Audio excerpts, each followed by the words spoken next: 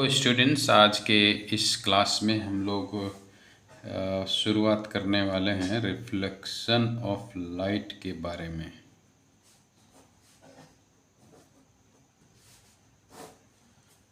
और ये फिजिक्स में इम्पॉर्टेंट टॉपिक होता है।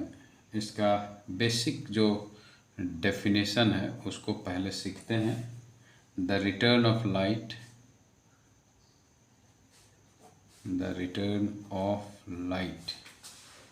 into the same medium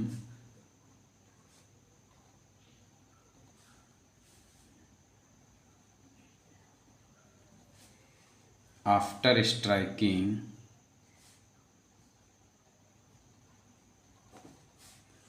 a surface is called reflection।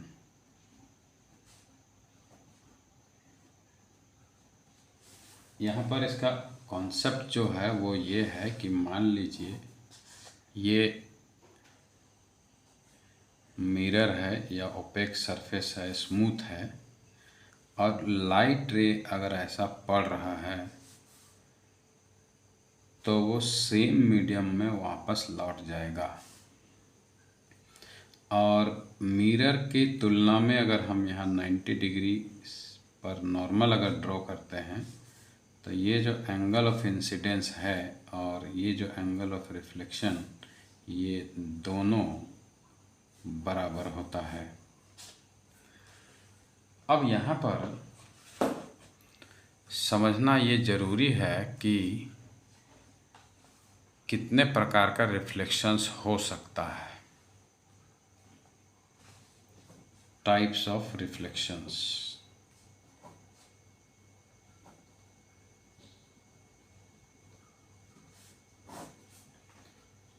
तो दो टाइप का रिफ्लेक्शंस है। पहला टाइप है रेगुलर रिफ्लेक्शन,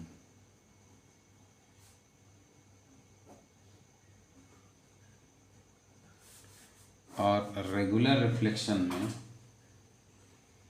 ये पहली बात तो बेसिक बात याद रखना है आपको, वो है कि ऑन स्मूथ सरफेस होता है। स्मूथ कहिए या पॉलिश्ड सरफेस पर रेगुलर रिफ्लेक्शन होगा। मैं स्केल का यूज करके आपको समझा रहा हूँ। यहाँ पर देखिए, मान लीजिए ये स्मूथ सरफेस है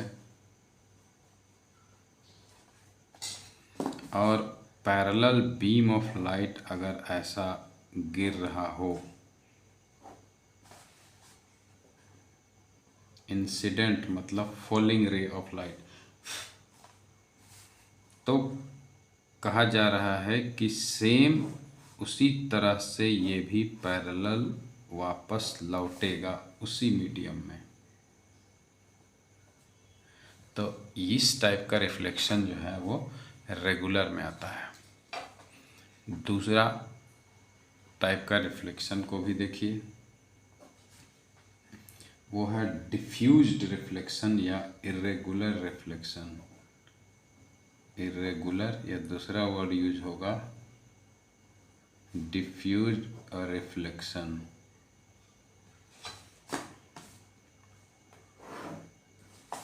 ये रफ सरफेस पर होता है या on uneven surface.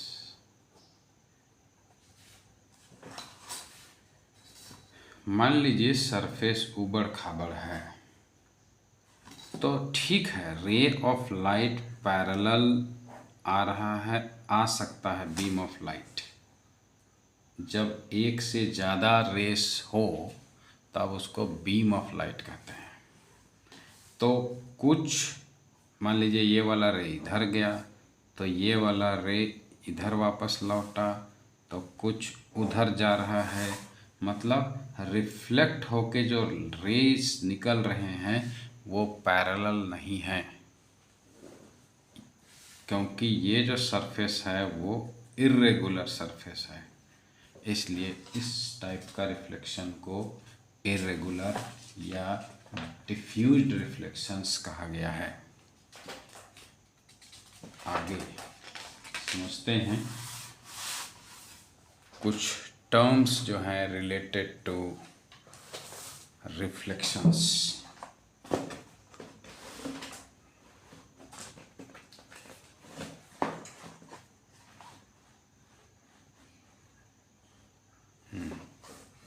There are some terms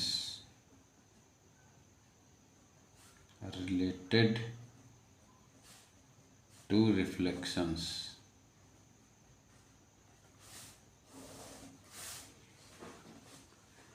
पहला टर्म समझिए, इंसिडेंट रे।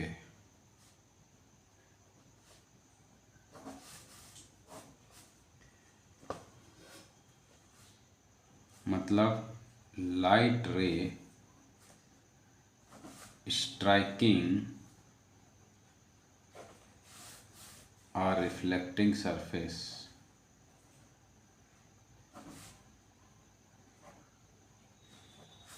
उसको इंसिडेंट रे कहा जाएगा।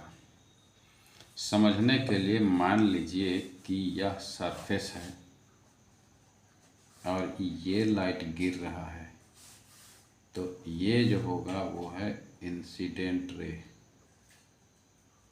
The ray which is falling और striking the surface. Number 2, point of incidence.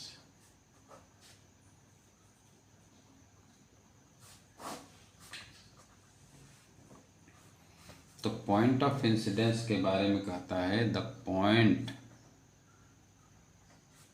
Eight which the incident ray strikes. तो कहने का मतलब इसी फिगर से अगर यदि समझना चाहें, मैं ड्रॉ कर रहा हूँ दोबारा, यहाँ पर गिरा रे ऑफ लाइट, तो ये जो हो गया ये पॉइंट ऑफ इंसिडेंस हुआ। कुछ स्टूडेंट कहेंगे सर ये तो बहुत सिंपल सा चीज़ है, आप इस पर क्यों क्लास ले रहे हैं? बस जानकारी के लिए कि जब सिंपल बातें, जब फ्री टाइम में हो तो आप सिंपल बातें आप सीखें, और फिर जब आपका बेसिक्स बहुत अच्छे से क्लियर हो तब आप बड़ी बातों को सीखना प्रारंभ करें। रिफ्लेक्टेड रे क्या होता है? लाइट रे ऑब्टेन्ड आफ्टर रिफ्लेक्शन। लाइट रे ऑब्टेन्ड आफ्टर रिफ्लेक्शन। जैसे मान लीजिए यहाँ से रिफ्लेक्ट होकर निकला, ये आ रहा था तो O से B मान लीजिए, तो ये जो OB है ये हो गया रिफ्लेक्टेड रे, क्योंकि मिरर पर पड़ने के बाद वापस लौट रहा है, इसलिए इसको रिफ्लेक्टेड रे कहेंगे। चौथा इम्पोर्टेंट टर्म है वो है नॉर्मल। नॉर्मल क्या होता है? तो ये है perpendicular drawn to the reflecting surface, या मिरर कहिए, उस पर परपेंडिकुलर जो ड्रॉ करते हैं वो लाइन को कहते हैं नॉर्मल। जैसे ये मान लीजिए रिफ्लेक्टिंग सरफेस है और उस पर हम यहाँ 90 डिग्री मान लीजिए ON ड्रॉ करते हैं, तो ये हो जाएगा नॉर्मल।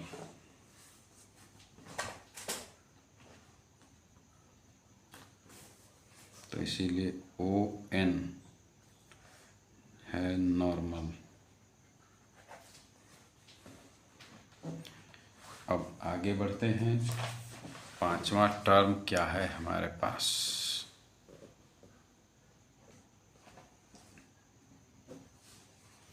पांचवा टर्म है एंगल ऑफ इंसिडेंस।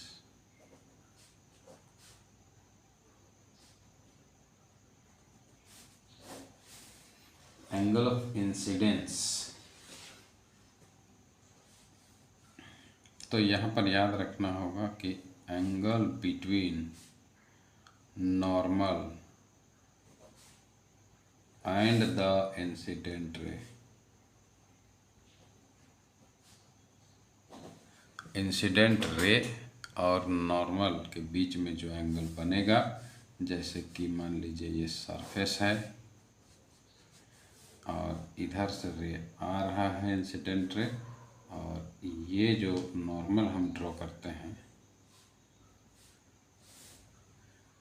तो यहाँ जो एंगल बना है वो एंगल ऑफ इंसिडेंस, क्योंकि ये तो 90 डिग्री है नॉर्मल टू द सरफेस, इसलिए एंगल NOA जो है वो एंगल ऑफ इंसिडेंस कहलाएगा।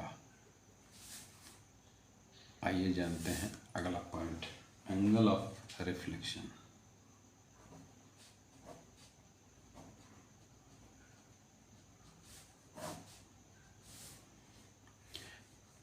ये है angle between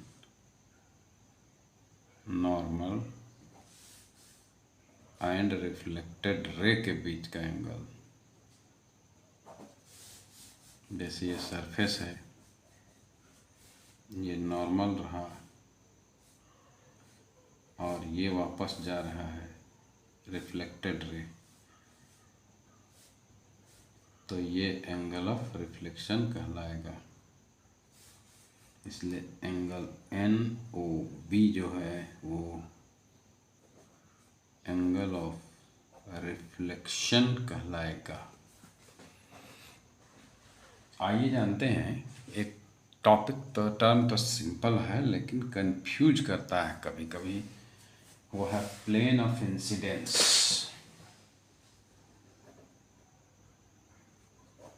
plane of incidence, plane of incidence मतलब प्लेन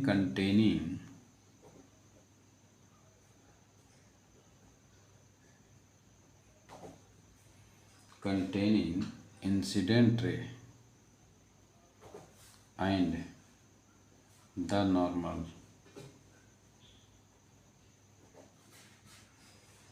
इसका मीनिंग ये है कि मान लीजिए ये सरफेस है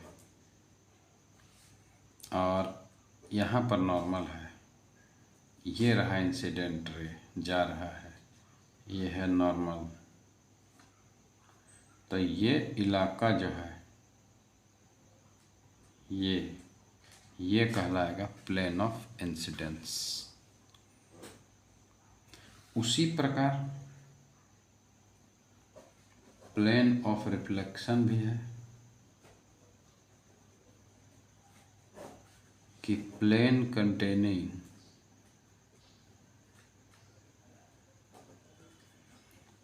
reflected ray and the normal. जैसे ये मिरर है, ये रहा नॉर्मल, मान लीजिए ये वापस जा रहा है रिफ्लेक्टेड रे, तो ये जो एरिया है ये कहलाएगा प्लेन ऑफ रिफ्लेक्शन। अब शॉर्ट में आइए समझते हैं कि लॉस ऑफ रिफ्लेक्शन क्या होता है।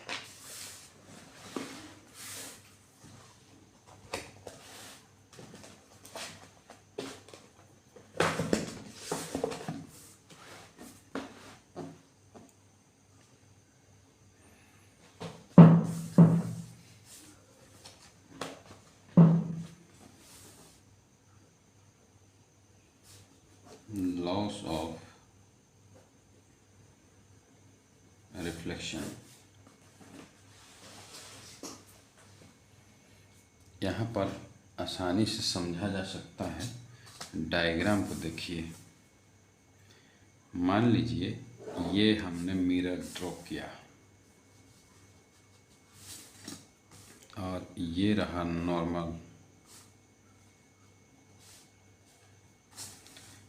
ये है एंगल ऑफ इंसिडेंट रे मान लीजिए, और ये रिफ्लेक्टेड रे। आ रहा है इंसिडेंट रे, जा रहा है रिफ्लेक्टेड रे। तो ये हो गया एंगल ऑफ इंसिडेंस, ये हो गया एंगल ऑफ रिफ्लेक्शन। पहला पॉइंट को समझिए, पहला लॉ, द इंसिडेंट रे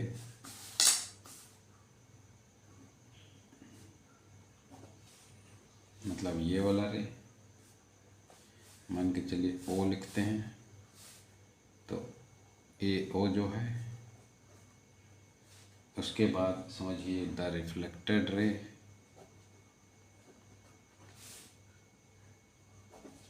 मतलब ओ बी, ओ से बी, एंड द नॉर्मल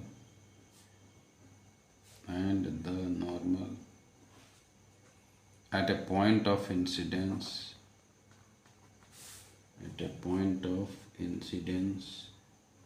ये वाला और ये वाला at a point of incidence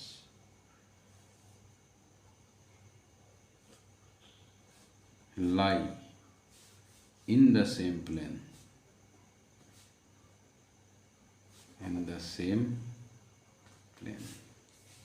मान के चलिए ये पूरा प्लेन है, यहाँ से यहाँ ये इलाका पूरा, ये तो एक प्लेन समझिए। तो बोला कि ये वाला रे हो, ये वाला रे हो, नॉर्मल हो, सभी एक ही प्लेन पर लाई करते हैं और कहाँ मिलते हैं, पॉइंट ऑफ इंसिडेंस पर। दूसरा, एंगल ऑफ इंसिडेंस